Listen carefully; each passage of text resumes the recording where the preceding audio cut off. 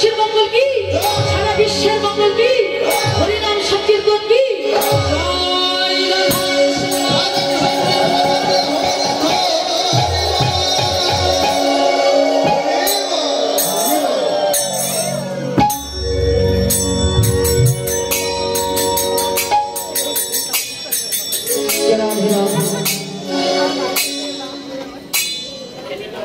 জরাধে জরাধে সকলে আমরা মধুময় বৃন্দাবন চলে এসেছি। মধুময় বৃন্দাবন লীলায় যত যত ভক্তগণ বিশ্ব বৃন্দাবনে নম্র হইয়া শিরে ধরো সবার শ্রীচরণ।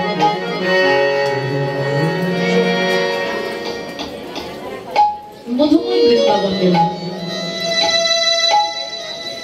তো আমি আমার দিদি ভাইদের একটি গুরুত্বপূর্ণ কথা বলতে চাই।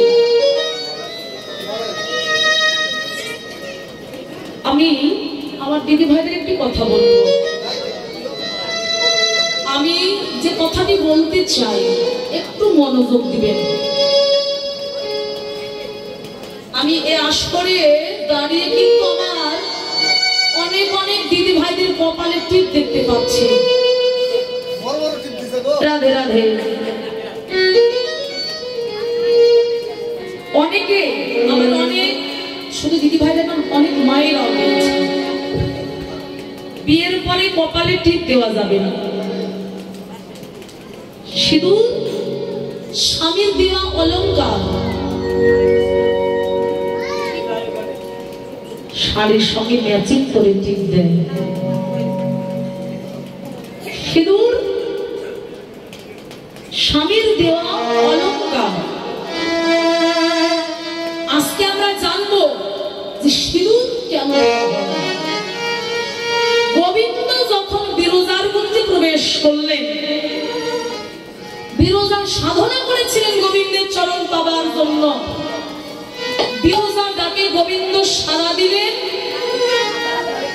পথের পাহারাদার করলেন শ্রীরাম সখাকে।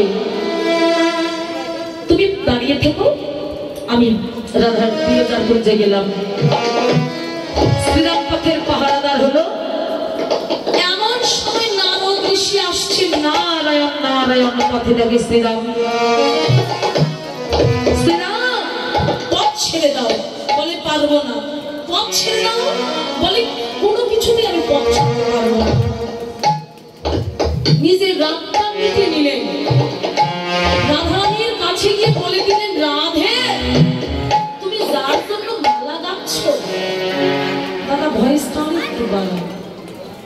তুমি যার জন্য মালা গাচ্ছ, আসতে তুমি যার জন্য মালা গাচ্ছ সেই গোবিন্দ বিরজার কুঞ্জে। এবার রাধারানী মালা গাথা ফেলে রেখে হা কৃষ্ণ বলে কাঁদতে কাঁদতে পথে এসে দেখে শ্রীরাম দাঁড়িয়ে। শ্রীরাম পথ ছেড়ে দাও, বলে পারবো না। পথ ছাড়বো না, গোবিন্দের বিনা অনুমতিতে আমি কিছুতেই পথ ছাড়বো না। একই তুমি আমার সঙ্গে এমন দৈত্যের মতো আচরণ করলে, এমন আচরণের জন্য আমি তোমায় অভিশাপ দিলাম। তোমার দৈত্য কুলে জন্ম হবে, তোমার নাম হবে শঙ্খচূড় দৈত্য। তখন শ্রীরাম বলছেন, রাধে তুমি আমায় অভিশাপ দিলে, আমিও তোমাকে অভিশাপ দিলাম। শত বছর তুমি কৃষ্ণ চরণহারা হবে, শত শত বছর তোমায় কাটতে হবে। আর জগতে দুর্গা, লক্ষ্মী, কালী, সরস্বতীকে মা বলবে, কিন্তু তোমাকে কেউ মা বলবে না। রাধারানীকে কেউ মা বলেন বলুন তো? রাধে রাধারানীকে কেউ মা বলে না। তুমি আমায় অভিশাপ দিলে। আমার মাতাজি প্রভুর আসনে এই অধমকে 100 টাকা দান করেছে। প্রভু তোমার মনের ভক্তের মনোভিলাস তুমি পূর্ণ করো। ওনার শাখা সিঁদুর যেন বজায় থাকে, প্রতি পদে যেন মতি থাকে, আর অন্তিম কালে অপ্রাকৃত জগতের পতির চরণ সান্নিধ্য যেন লাভ করতে পারে। রাধা কৃষ্ণ প্রেমানন্দ।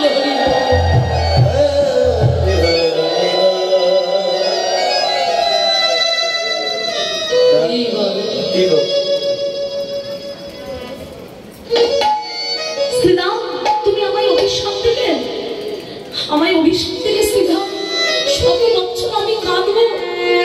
হ্যাঁ গোবিন্দ, তুমি কোথায়?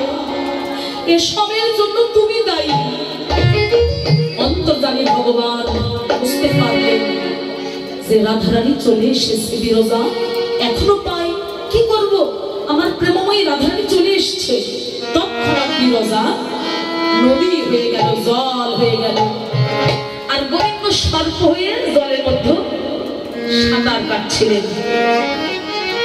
এবার রাধারানী প্রবেশ করে দেখলেন বিরজা বলে কেউ নেই, গোবিন্দ বলে কেউ নেই।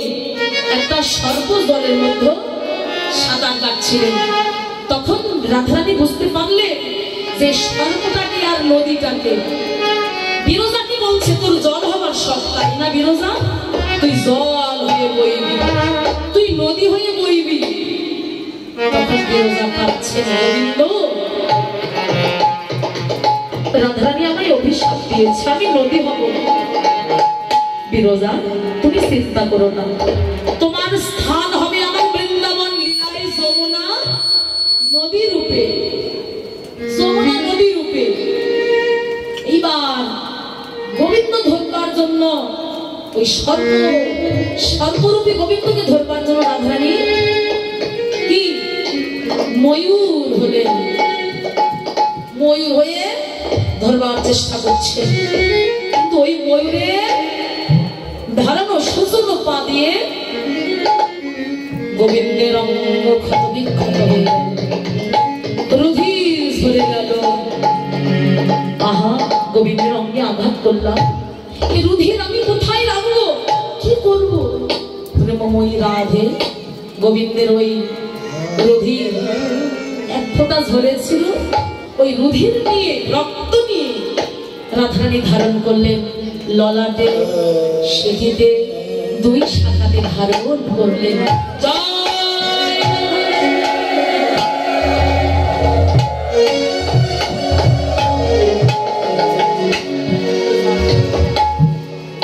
রাধে।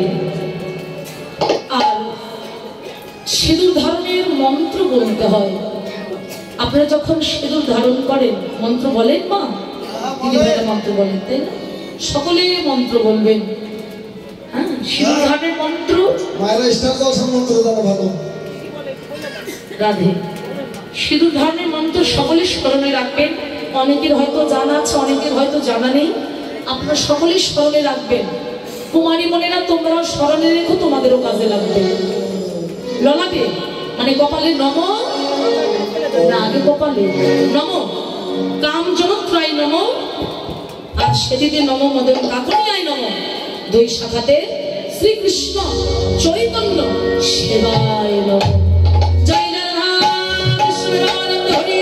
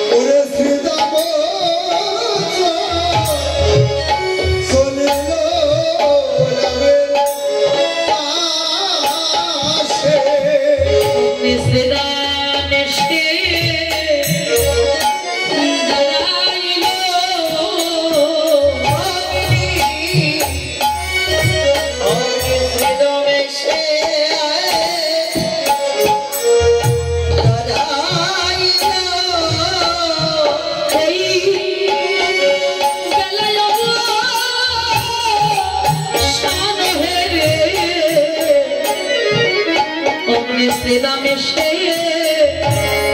দাঁড়াইলো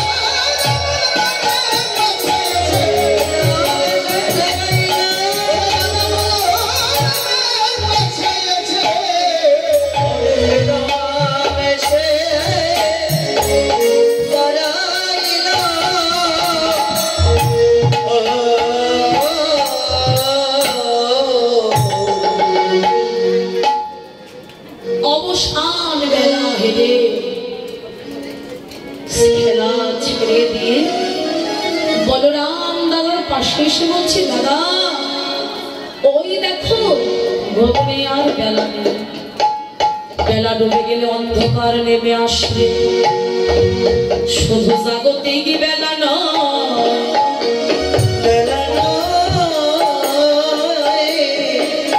জাগতিক বেলা পূর্ব আকাশে উদিত হয় পশ্চিম আকাশ অস্ত হয়ে যায় আবার পুনরায় বেলা উঠে কিন্তু আমাদের এই জীবনের বেলা যে ডুবে যাচ্ছে পদ্ম পাতায় জল পড়লে যেমন টলমল করে আমাদের জীবনের বেলা যেন টলমল করেছে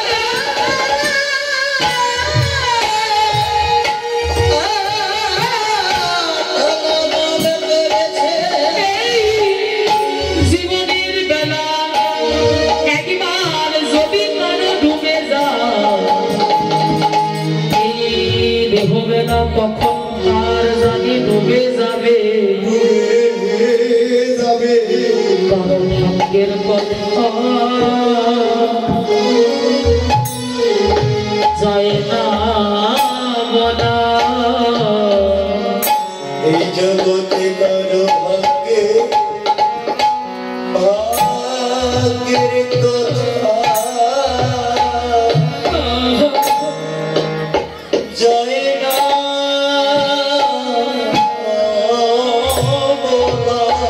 কখন তোর জানি ডুবে যাবে বেলা কার ভাগ্যের কথা যায় না বলা কখন জানে ডুবে যাবে বেলা কারো ভাগ্যের কথা যায় না বলা আমার সেদিনে না কই দিন বাকি তবে বলো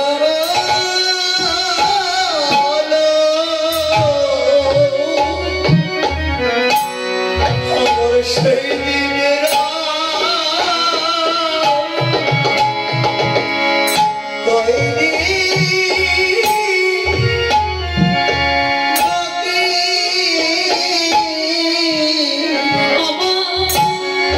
উড়ে যাবে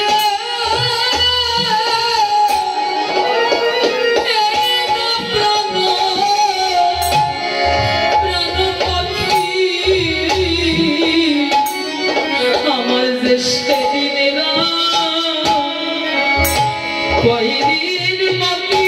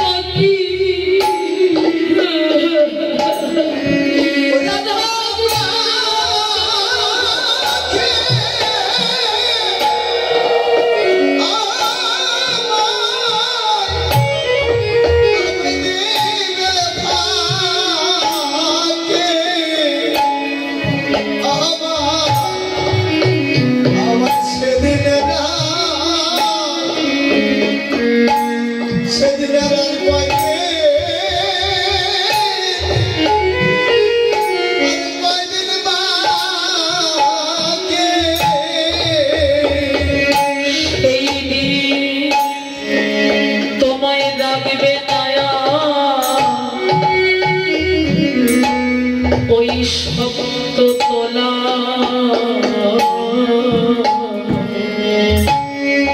তোমায় রাখবে নয়া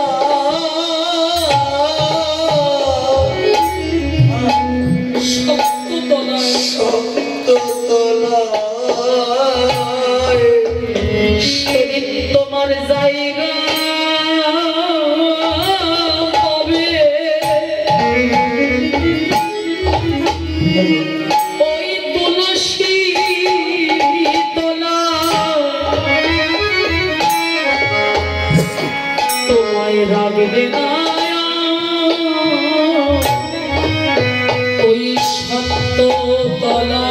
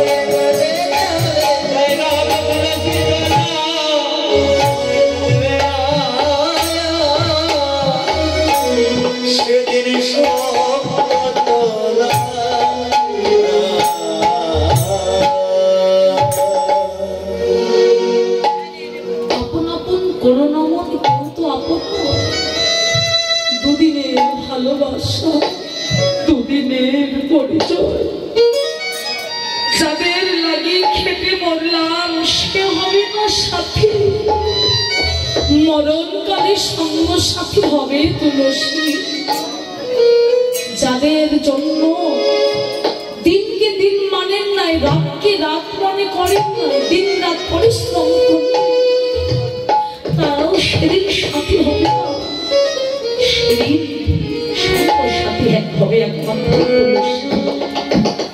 তুলসী হবে সাথী তাই তো ধারণ করো তুলসী মালা রাধা কৃষ্ণ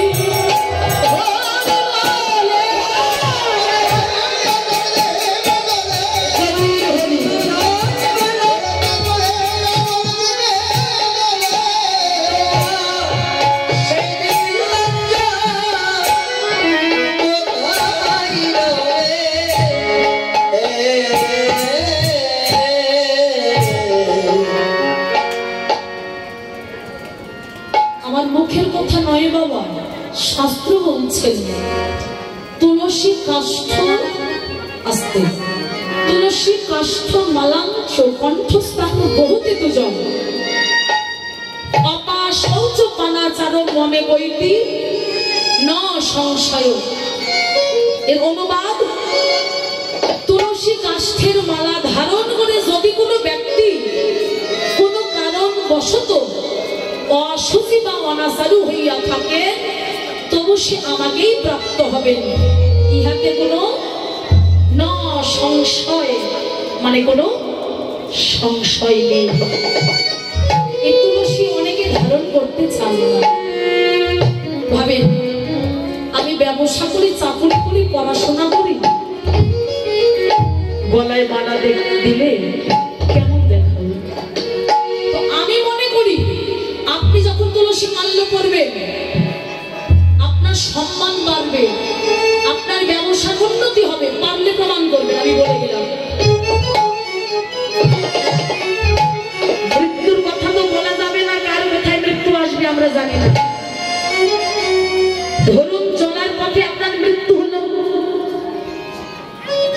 রাস্তায় মৃত্যু হলো, এখন পাবলিকরা কি করে বুঝবেন যে আপনি হিন্দু সন্তান, গলায় যদি মালা না থাকে? যখন মালা দেখবেন বুঝতে পারবেন, পাবলিকরা বুঝে দিবেন যে ও হিন্দু সন্তান, তখন সনাতন ধর্ম মতে আপনার সব কাজ হবে। তুলসী মাল্য পরিধান করবে।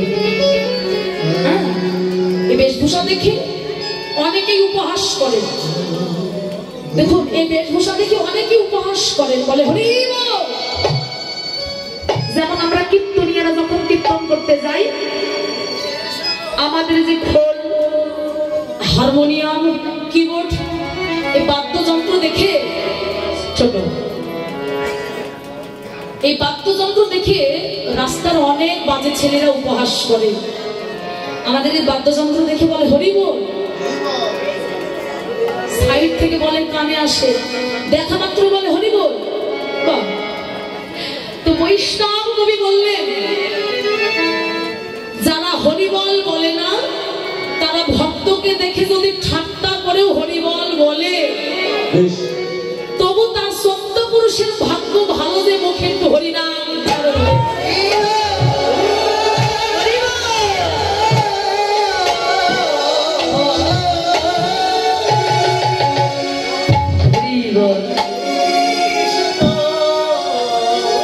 হরিবল। তাই তো তুলসী হবে সঙ্গ সাথী।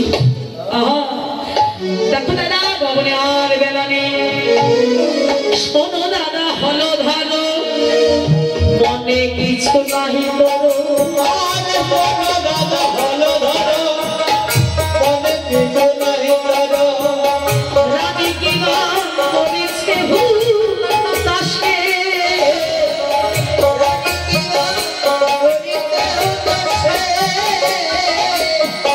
রানীকে বলেছ তুমি সকালে আসিও আমি,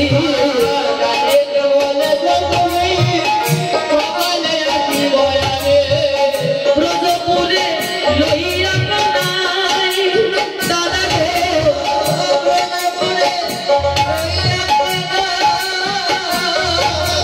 সকাল সকাল ঘরে আসিব, সকাল সকাল ঘরে আসিব, সকাল সকাল ঘরে আসিব, সকাল সকাল ঘরে আসিব, ভাই কানাইকে সঙ্গে করে সকাল সকাল ঘরে ফিরিব,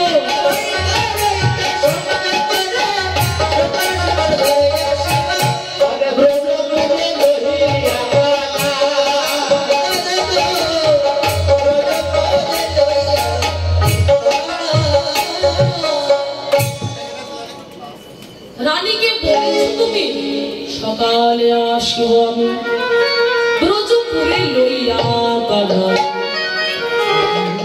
দাদা মনে নাই, তুমি না মাকে বলে এসছো যে আজকে আমরা বিলম্ব করবো না, সকাল সকাল আমরা ঘরে ফিরব। কোন ঘরে?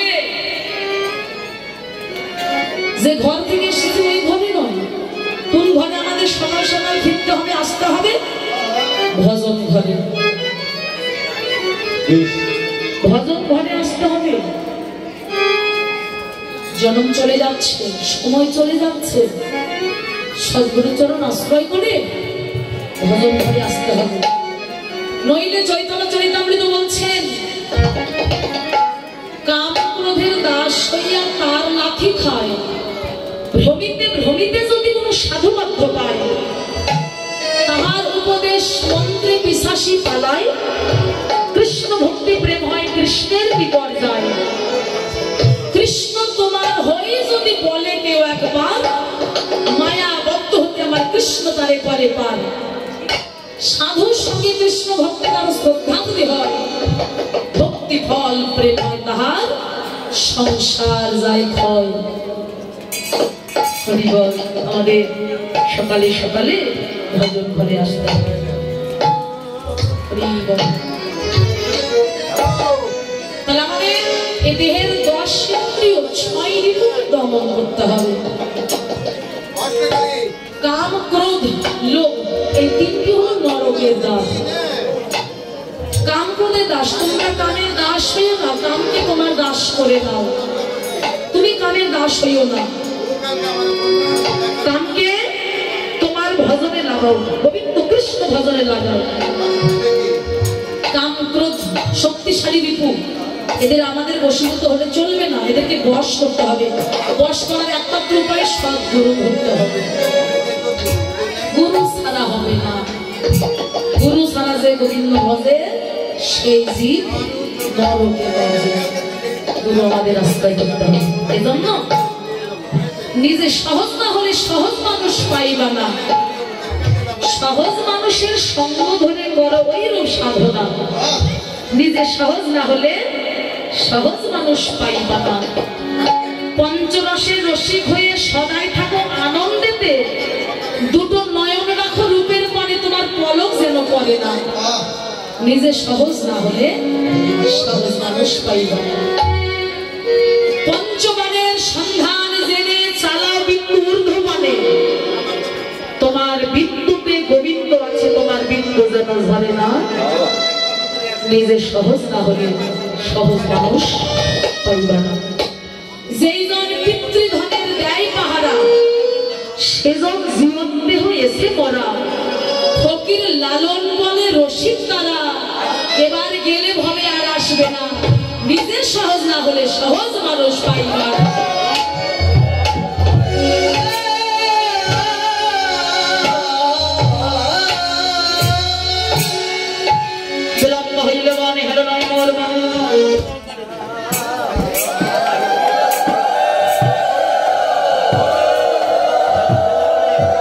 ছেড়ে দিয়ে এখন শ্রীরাম বলছে, আমায় কি হয়েছে, খেলা ছেড়ে দিয়েছিস কেন? শ্রীরামের হাত ধরে ধরে বলতে লাগলেন, শ্রীরাম ওরে পালো জালো করো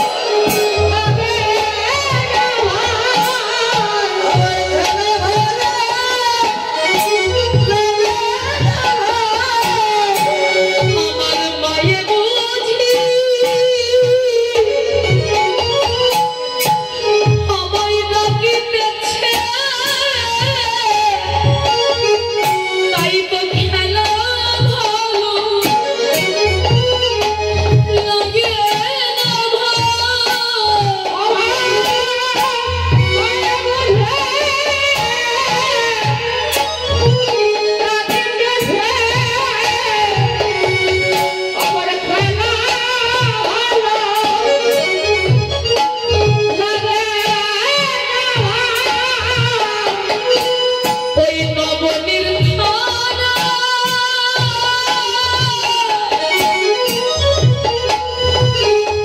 হাতে লয়ে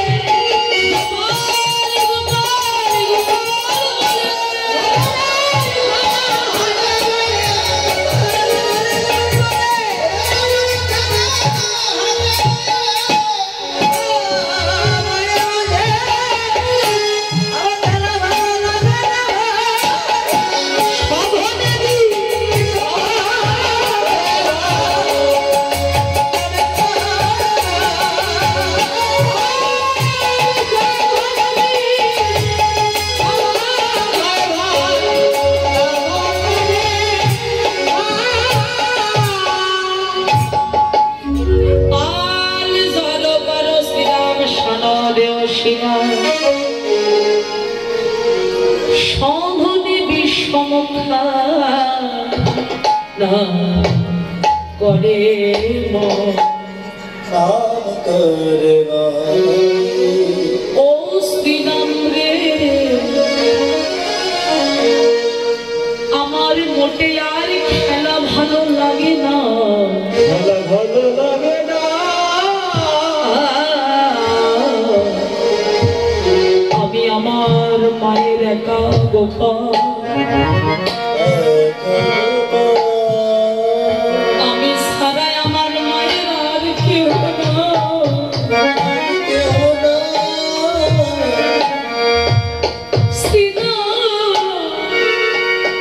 ঘরে গিয়ে যদি দেখি আমার মা বেঁচে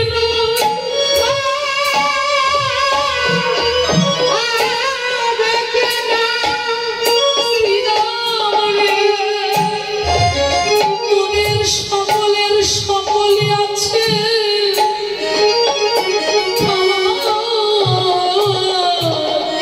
মা ছাড়া আর কেউ নাই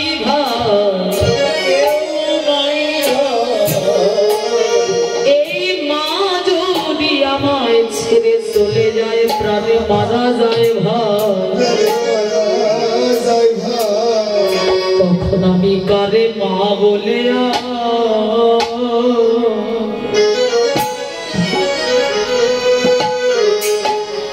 আমি আর ডাকি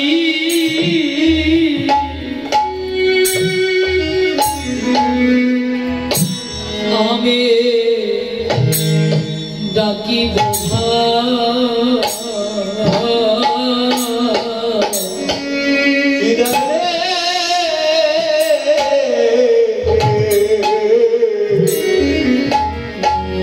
আমি কাছে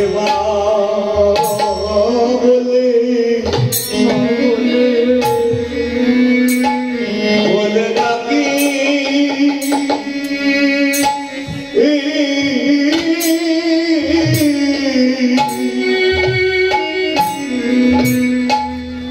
ডাকিব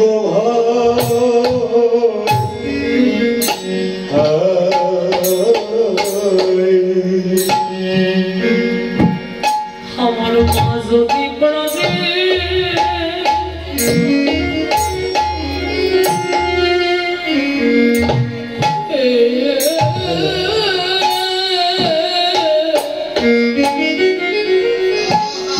মারা যাই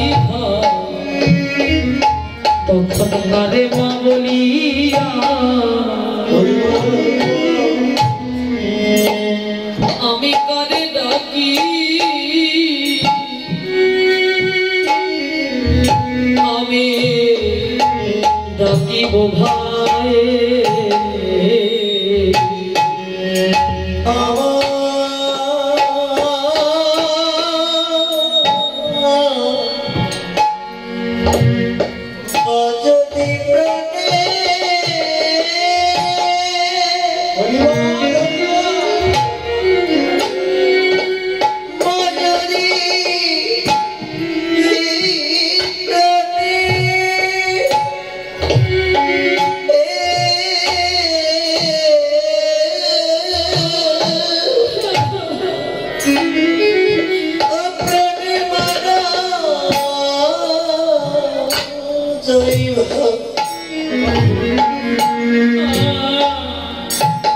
আমি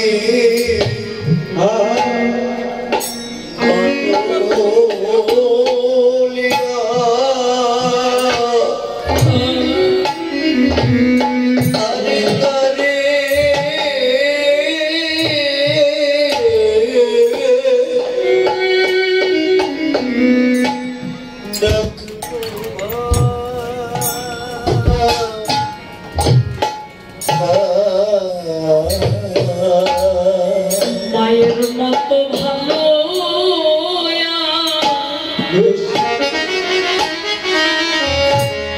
কেউ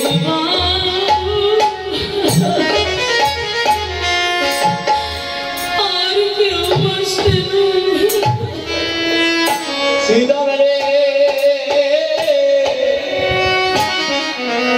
আমার মায়ের মতো ভালো